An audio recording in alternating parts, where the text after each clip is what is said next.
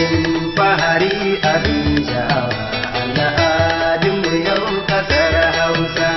Abin fahari abin sha'awa al'adunmu yau kasar Hausa. Abin fahari abin sha'awa al'adunmu yau kasar Hausa. Abin fahari abin sha'awa al'adunmu yau kasar Hausa.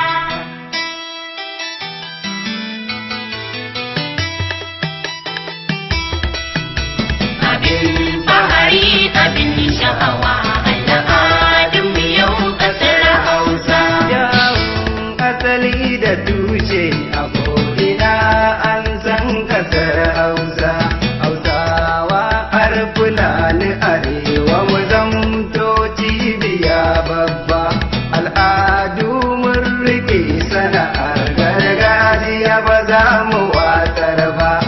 Iyaye har da kakanni suka yo ba za mu watsar ba. Mu rike su mu ringa inganta su a duniya za mu samu ci gaba. Abin fahari abin sha'awa al'adunmu yau kasar Hausa. Abin fahari abin sha'awa al'adunmu yau kasar Hausa. Mun rike noma muna kiwo ko ina an san kasar Hausa. Muna fahari da duk sana'a ta Bahaushe ba za mu watsar ba. Abin fahari abin sha'awa sana'o'in 'yan kasar Hausa. Ya sauraro ka saurara daga ɗan yau za na lissafo. Muna noma muna kiwo babbar sana'ar kasar Hausa. Muna saka muna jima bawa har ma da wanzanci.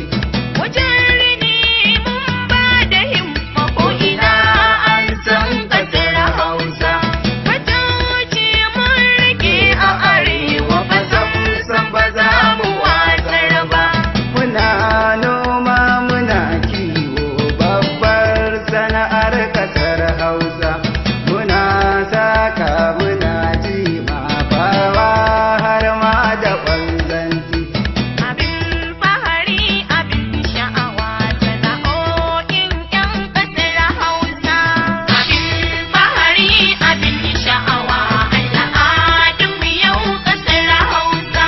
Wasanni ai na al'adunmu na Hausa ba za mu watsar ba. Mun rike su daren fa Hausa Fulani sam ba za mu watsar ba. Abin fahari abin sha'awa al'adun 'yan kasar Hausa. Mai sauraro ka saurara daga ɗan yau za na lissafo. Kawa arma da shaɗi da dambara tashe ba za mu watsar ba. Mukan yi su don nishaɗantarwa na al'adun kasar Hausa. Abin fahari abin sha'awa wasannin 'yan kasar Hausa. Abin fahari abin sha'awa al'adunmu yau kasar Hausa. Kyawun asali da tushe a ko'ina an san kasar Hausa. Kyawun asali da tushe a ko'ina an san kasar Hausa. Kan turawa su zo su arewa abin daɗi gurin kowa.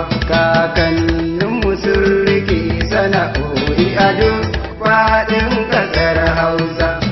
Suturinsu su suke sakawa ba su san ɗaura ganye ba. Wajen ilimi na addini ko ina an san kasar Hausa. Su mun ɗan fodiyo yi jihadi abin daɗi gurin kowa. Abin fahari abin sha'awa al'adunmu yau kasar Hausa. A duk ranar bikin sallah abin daɗi kasar Hausa. Mukan ci ado muna murna da farin ciki har da annishuwa. Miyo ziyara ga al'umma ko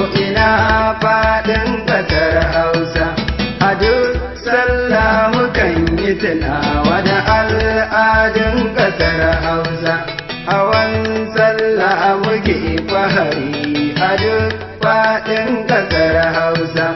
Da an kaɗa tambari fa shirya da waki don hawan sallah. Duniya an san bikin sallar mu a san ba za mu watsar ba. Baki a ko'ina duniya suka zo domin ziyartar mu. Abin fahari abin sha'awa al'adunmu yau ƙasar Hausa.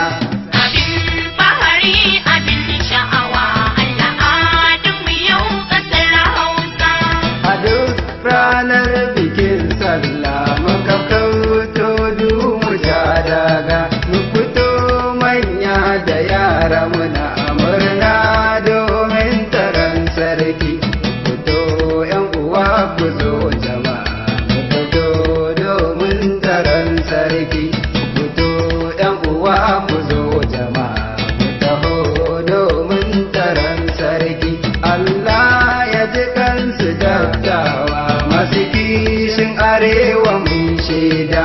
Allah ya ji kansa sa'a Bello mai shin kasar Hausa. Allah ya ji kan Abubakari da bawa balewa mun shaida.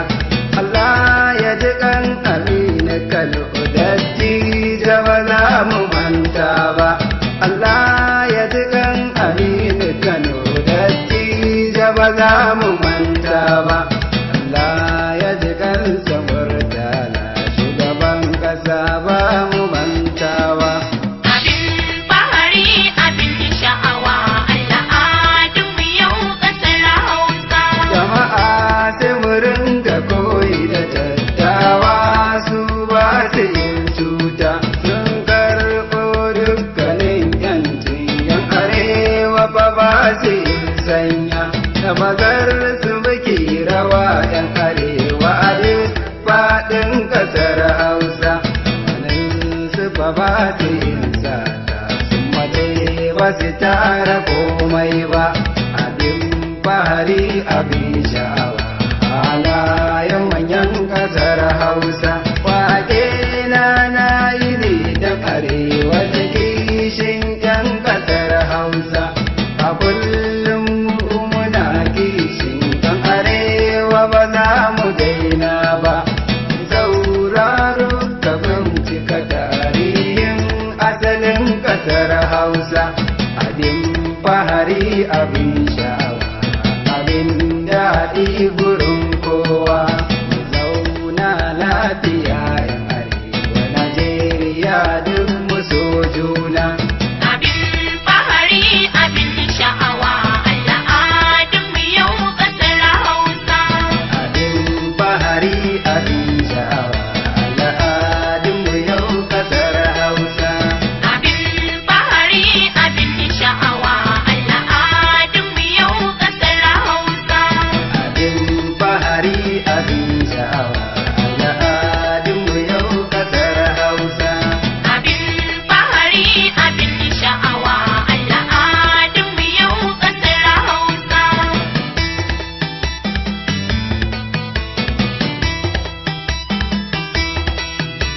Abin fahari abin sha'awa al'adunmu yau ƙasar Hausa.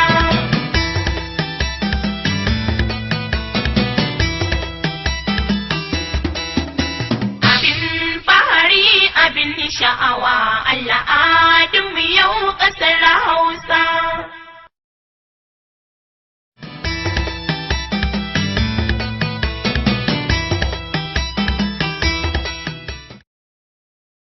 Kano, like I said, that initially is one of the 7 Hausa states. Initially, it started from the hill of Dala, which is supposed to be an iron ore prospector settlement. From there, different wards or quarters, they are called Ungwani in Hausa, grew. Because of the iron ore deposits and the market, it was serving as a link. It grew and attracted people from all over the Western Sudan itself. For they smelt the iron ore and make various implements for farming and for other occupations, including warfare. People were actually producing iron ore and melting from the raw material. Yes, they melt iron ore here in Kano since 800.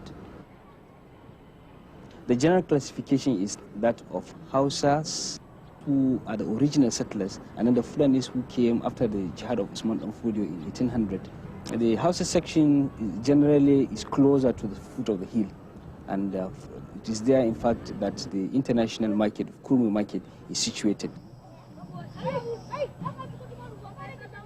The city walls actually were first erected by Gijimasu, Serki Gijimasu in 1100 AD.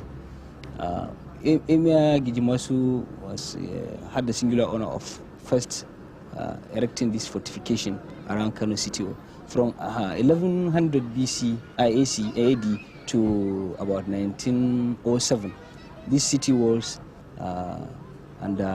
went about 4 extensions.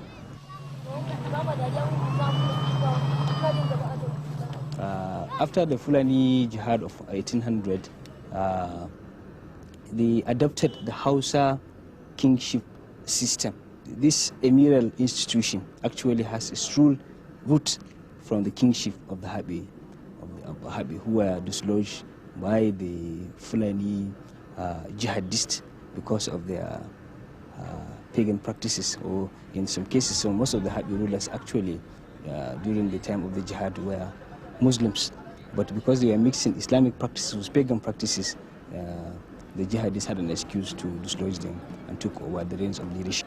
But largely, most of the aspects of the kingship are maintained, like the ceremonies, because the things that the emirs wear, their mode of dressing, and other attitudes or behavior or other ethics that are expected of an emir in court and so on.